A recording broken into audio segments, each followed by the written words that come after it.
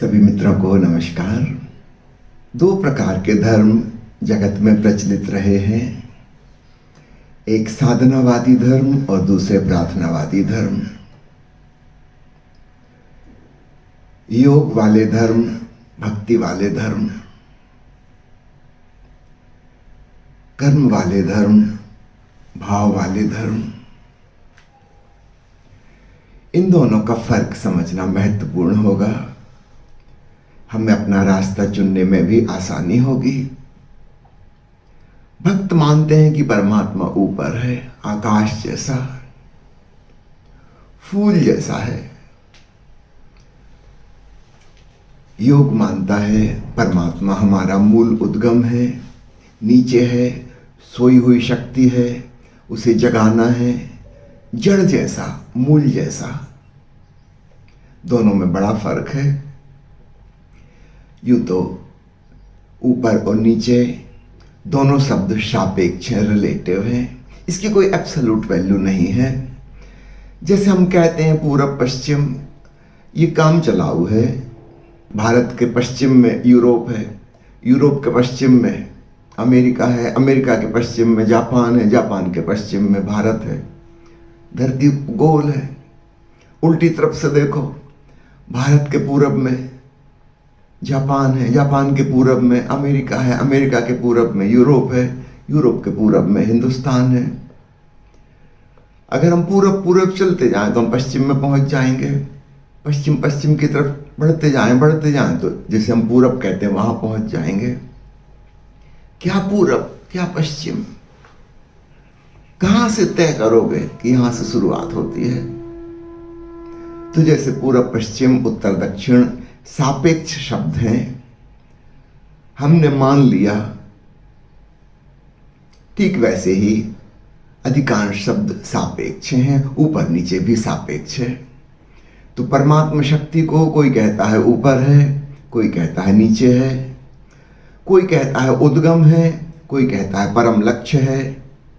इसमें कुछ विरोध नहीं है।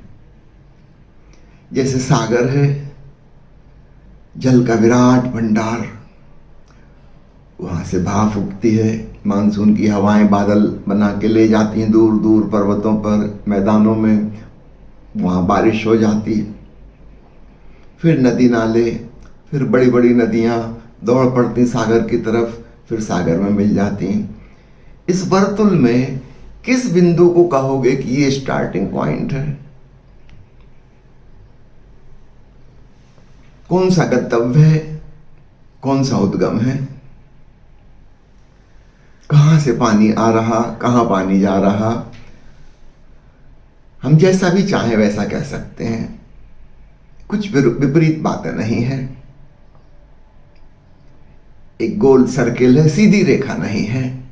तो अस्तित्व के इस वर्तुलाकार होने को खूब अच्छे से समझना। फिर आपको जो धर्मों का विरोध है, साधनावादी का, प्रार्थनावादी का, वह समाप्त हो जाएगा। भक्त प्रार्थना करता है, ऊपर की तरफ हाथ उठाता है, प्रभु को पुकारता है, प्रतीक्षा करता है उसकी ऊर्जा का अवतरण हो। जो प्रार्थना वाले धर्म में, वहां अवतार की धारणा आएगी, ऊपर से कुछ उतरता है। जो साधनावादी धर्म है वे अवतार की बात नहीं कहेंगे, वे कहेंगे हमें अपने भीतर से जगाना है, हमें परमात्मा स्वरूप होना है।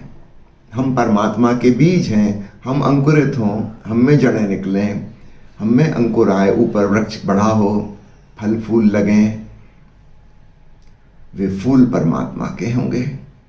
हमें बढ़ना है ऊपर की तरफ। दोनों बातें सही हैं, क्योंकि ऊपर नीचे की धारणा ही सापेक्ष है, रिलेटिव है। इसमें कहीं कोई विरोध नहीं है। किंतु फिर भी हमें अपने मन की समझ के अनुसार चुन लेना चाहिए, क्या हमको सही जान पड़ता है। एक और फर्क, जो प्रार्थनावादी है उसके मन में चूंकि परमात्मा ऊपर हो गया, इसलिए जो कुछ भी नीचे है उसका कंडेमनेशन, उसकी निंदा हो जाती है। परमात्मा है सर्वोपरि, सर्वश्रेष्ठ। तो फिर जो भी नीचे है, नीचे के साथ साथ हमारे मन में निंदा जुड़ी हुई है, वह उचित नहीं है, उसको नहीं होना चाहिए। साधनावादी धर्म में नीचे की निंदा नहीं है, आलोचना नहीं है। जो नीचे है इसको ही ऊपर उठना है। वह बीज जो जमीन में गड़ा है, नीचे जड़ें फैला रहा है, उसके सहारे ही वह ऊपर उठ पाएगा, आकाश में शाखाएं फैला पाएगा, पुष्पित पल्लवित हो पाएगा। तो नीचे की निंदा नहीं है, इस फर्क को स्मरण रखना। प्रार्थनावादी धर्म हमेशा ही जीवन की निंदा से भर जाएंगे और तब बड़ी मुश्किल हो जाती है, कंट्राडिक्शन शुरू हो जाता है। साधनावादी कहेगा कि जो हमें मिला है इसको हमें रूपांतरित करना है, शुद्धिकरण करना है, इसका ही ऊर्ध्वगमन करना है, ऊपर की ओर ले जाना है। हम बीज रूप हैं, वृक्ष रूप होना है। तो बीज की निंदा नहीं है, खाद पानी की, जमीन की निंदा नहीं है, इसके सहारे ही वृक्ष बनेगा। लेकिन जो लोग फूलों की बात करेंगे, सुगंध की बात करेंगे केवल, वे अनिवार्य रूप से जड़ों से, मूल से घृणा करने लगेंगे। उनके जीवन में एक द्वंद्व, विरोध खड़ा हो जाएगा। साधनावादी लोग कहेंगे कि बुरे से बुरे, अशुभ से अशुभ आदमी के भीतर भी कुछ शुभ तत्व छिपा है, कोई पूरा बुरा नहीं है। ये बुराइयां ही परिवर्तित होकर अच्छाइयां बन जाएंगी। ये धारणा बड़ी महत्वपूर्ण है। पाप में से ही पुण्य निकल आएगा। वो जो गंदी बदबूदार खाद थी, उसके सहारे ही खूबसूरत खुशबूदार फूल पैदा हो जाएंगे। ये धारणा बड़े काम की है। हमारे मन में किसी चीज की निंदा नहीं होती, बस रूपांतरण करना है, परिवर्तन करना है और हमें कुछ करने को मिलता है। हम भिखारी की तरह गिड़गिड़ाते नहीं, रोते नहीं, पुकारते नहीं, अपने आप को परिवर्तित करने में लग जाते हैं। तो दोनों बातें मैंने आपको समझाई, जो आपको रुचिकर लगे। जो लोग ज़्यादा भावनात्मक हैं, कल्पनात्मक हैं, उन्हें आकाश का ईश्वर ज़्यादा आकर्षित करता है। जो बौद्धिक किस्म के हैं, वैज्ञानिक बुद्धि के हैं, जमीन की बात, ठोस बात जिन्हें जचती है, उनके लिए साधना वाली बात काम की होगी। तो कुंडलनी जागरण के जो प्रयोग हैं वो अपनी ही शक्ति को जगाने के, अपने पोटेंशियल को, अपनी संभावना को वास्तविकता में बदलने के प्रयोग हैं। ऐसा लगता है कि आने वाले भविष्य में धीरे धीरे प्रार्थना वाले धर्म कम प्रभावी होते जाएंगे। साधनावादी धर्म, ध्यान वाले धर्म ज्यादा प्रभावी होते जाएंगे। जैसे जैसे आदमी का बौद्धिक विकास हुआ है, शिक्षा सब जगह फैली है, विज्ञान विकसित हुआ है, तार्किक विवेक उत्पन्न हुआ है, वैसे वैसे साधना वाली बात ज्यादा समझ में आती है, प्रार्थना वाली बात हवाई बात जैसी लगती है। प्रार्थनावादी धर्मों की वजह से ही करीब करीब आधी दुनिया नास्तिक हो गई, उनका भरोसा उठ गया। प्रार्थना के लिए श्रद्धा चाहिए। श्रद्धा करने के लिए एक विराट कोमल हृदय चाहिए, शुद्ध भावना चाहिए। मनुष्य जाति जिस दिशा में विकसित हो रही है, वहां पे क्रमशः हृदय पीछे पिछड़ गया, मस्तिष्क हावी होता जा रहा है, भाव जगत विलीन हो रहा है, वैचारिक बुद्धि बढ़ रही है। तो निश्चित रूप से इसका परिणाम यह ऑलरेडी हो चुका है और भविष्य में और भी ज़्यादा होगा। क्रमशः प्रार्थनाएं खो जाएंगी। आकाश में बैठा ईश्वर विलीन हो जाएगा। साधना की बात, मेडिटेशन की बात, अपनी शक्ति को जगाने की बात, स्वयं शांति में, आनंद में डूबने की बात ज्यादा महत्वपूर्ण होती चली जाएगी। अपने ऊपर भरोसा, अपनी कर्मठता। जिन खोजा तिन पाइयां प्रवचनमाला में एक महत्वपूर्ण सवाल ओशो से पूछा गया, उसका जवाब संक्षेप में मैं आपको बताना चाहूँगा। किसी साधक ने पूछा है कि आप जो डायनेमिक मेडिटेशन करवा रहे हैं, तीव्र श्वास, रेचन और मैं कौन हूँ का सवाल, इसमें हम थक जाते हैं और आप तो कह रहे थे कि शक्ति का जागरण होगा।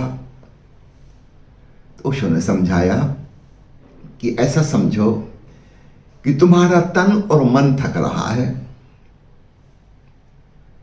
प्राणायाम से, शारीरिक व्यायाम से दो चीजें हो रही हैं। एक तरफ तो कुंडलिनी शक्ति पर चोट पड़ रही, वह जाग रही है, वो तुम्हारे भीतर है, लेकिन बाहर है तुम्हारा तन और मन, बॉडी माइंड कॉम्प्लेक्स, वो थक रहा है। मैं कौन हूं, मैं कौन हूं पूछते पूछते तुम्हारा मन भी थक जाएगा। कितनी देर पूछेगा? और ऐसा सवाल जिसका कोई जवाब नहीं मिल रहा और न मिलने की कोई संभावना नजर आ रही, वो पूछ किससे रहे? मन थक जाएगा, वह भी चुप होना चाहेगा, शरीर थक जाएगा। यह एक महत्वपूर्ण घड़ी है जब तुम्हारा तन मन बिल्कुल थक गया, वो कह रहा हम कुछ भी नहीं करना चाहते, रुक जाना चाहते हैं, और भीतर शक्ति जाग गई। और शक्ति तो कुछ करना चाहेगी। ऊर्जा हमेशा मूवमेंट में रहती है, कुछ गतिमान, और शरीर कह रहा है अब बिल्कुल गति नहीं करना, अब तो बस रुक जाओ, अब बिल्कुल हिम्मत नहीं बची। यह महत्वपूर्ण क्षण है। वह जो शक्ति है वह जाग गई, वो क्या करेगी? कुछ तो करेगी, कहीं तो जाएगी। तब उन केंद्रों पर चोट पड़नी शुरू हो जाती है जो अब तक सोए थे। ये इंद्रियां थक गई, हाथ पैर थक गए, शरीर विश्राम करना चाहता है। वह अतीन्द्रियां या कहो सूक्ष्म इंद्रियां, उन पर शक्ति काम करने लगेगी। और यही तो लक्ष्य है कुंडलिनी जागरण का। भीतर एक सूक्ष्म इंद्रियों का लोक है, अतीन्द्रिय लोक, कहो परलोक, पारलौकिक। भीतर कुछ सुनाई पड़ने लगेगा, भीतर कुछ दिखाई पड़ने लगेगा। हो सकता है भीतर अद्भुत सुगंध का एहसास हो जो पहले कभी ना जानी, कोई अलौकिक स्वाद, कोई दिव्य स्पर्श, संतुलन की अद्भुत अवस्था, डिवाइन ड्रंकननेस, एक दिव्य खुमारी का एहसास। अब भीतर की इंद्रियां खुलने लगी, क्योंकि शक्ति कुछ करना चाह रही और बाहर की इंद्रियों ने मना कर दिया कि अब हम कुछ ना करेंगे, हमें रेस्ट करने दो। और शक्ति कुछ करना चाहती है, तब वह भीतर की इंद्रियों को खोलने लगेगी। वो जो निष्क्रिय पड़ी थी जन्मों जन्मों से, वे सक्रिय होने लगेंगी और हम एक पारलौकिक अनुभव में, आत्मा के अनुभव की तरफ जाने लगेंगे। इसको ऐसा समझना, आत्मा सवार है, तन मन घोड़ा है। घोड़े पे बैठा है घोड़े को चलाने वाला सवार, लेकिन भूल से वह स्वयं को ही घोड़ा समझने लगा। इतने लंबे समय से घोड़े पर वह बैठा है, वो अपने आप को ही घोड़ा समझने लगा। तो जब घोड़े को दौड़ाएंगे तो घोड़ा तो थक जाएगा और रुकना चाहेगा, लेकिन याद रखना सवार नहीं थका, घोड़ा थका है। तो निश्चित रूप से हम कोई भी व्यायाम, प्राणायाम करेंगे, कोई भी श्रम करेंगे, कोई शारीरिक मानसिक अभ्यास करेंगे, तन मन हमारे थक जाएंगे, विश्राम करना चाहेंगे। उस कंट्रास्ट में हमें स्पष्ट एहसास होगा कि मैं वह सवार हूं जो घोड़े पर यात्रा कर रहा हूं, मैं घोड़ा नहीं हूं। तब साक्षी बनना बिल्कुल सुगम है। तो डायनेमिक मेडिटेशन के 3 चरणों में तन मन थकेंगे, और फिर जब अचानक स्टॉप कहा जाएगा, तब आप पाएंगे कि घोड़ा थक गया, गिर गया, रुक गया। फिर ये कौन है जो यह सब कुछ जान रहा है? वह जानने वाला वह सवार है जो घोड़े पर यात्रा कर रहा था। एक भेद खड़ा हो जाएगा। तो कुंडली जागरण की साधना में आरंभ में यह भेद खड़ा होगा कि मैं अलग, शरीर अलग। तादात्म्य, आइडेंटिफिकेशन टूटेगा। अंततः स्वयं को साक्षी आत्मा की तरह जानते जानते जानते फिर एक दिन अभेद में हम पहुंच जाएंगे। और तब पता चलेगा सब एक ही है। ओशो कहते हैं शरीर आत्मा का दृश्य हिस्सा है, आत्मा शरीर का अदृश्य छोर है। दोनों जुड़े हुए हैं, लेकिन ये वाली घटना बाद में घटेगी। आरंभ में तो ऐसा ही होगा कि पता लगेगा कि दोनों अलग अलग हैं। मेरे दो हाथ हैं, पहले तो गौर से देखूंगा तो पता चलेगा कि दो हाथ हैं, अलग अलग हैं, बायां और दायां। हाँ, भीतर जाते जाते जाते पता चलेगा कि भीतर से सब जुड़ा हुआ है, एक ही है। दोनों हाथ ही नहीं जुड़े, दोनों पैर भी जुड़े हुए हैं। हाथ और पैर भी जुड़े हुए हैं, सिर, गर्दन और धड़ भी जुड़े हुए हैं। पूरा एक बायोलॉजिकल यूनिट है यह शरीर। तो आरंभ में अंग अलग अलग हैं ऐसा पता चलेगा। साक्षी चैतन्य अलग, तन मन अलग। घोड़ा थक गया, सवार स्फूर्ति से भरा है। अंततः पता चलेगा अलग अलग नहीं है, एक स्पेक्ट्रम है। पहले तो लाल रंग और बैगनी रंग अलग अलग पता चलेंगे स्पेक्ट्रम के, लेकिन जब बीच का देखेंगे दूसरे रंग भी हैं इंद्रधनुष में, तब पता चलेगा अरे यह तो एक ही प्रकाश के दो छोर हैं। एक तरफ धीरे धीरे इंफ्रारेड, दूसरी तरफ धीरे धीरे अल्ट्रावायलेट। बीच की पूरी रेंज दिखाई दे इंद्रधनुष की, तो फिर जोड़ समझ में आता है, एकत्व समझ में आता है। आरंभ में तो लाल और बैगनी दो एक्सट्रीम कलर अलग अलग नजर आएंगे। तो कुंडलनी साधना प्रार्थना वाले धर्म से बिल्कुल भिन्न है, इस बात की समझ। थकान और शक्ति का जागरण, इसका उपयोग स्वयं को साक्षी जानने का, घोड़े से भिन्न पहचानने का। लेकिन अंततः पूरा अस्तित्व एक। फिर तो यह भी पता चलता है कि आत्मा भी अलग नहीं है, वह विराट परमात्मा का एक अंश है, वह भी अलग नहीं। सब कुछ इंटरकनेक्टेड, संयुक्त और जुड़ा हुआ है।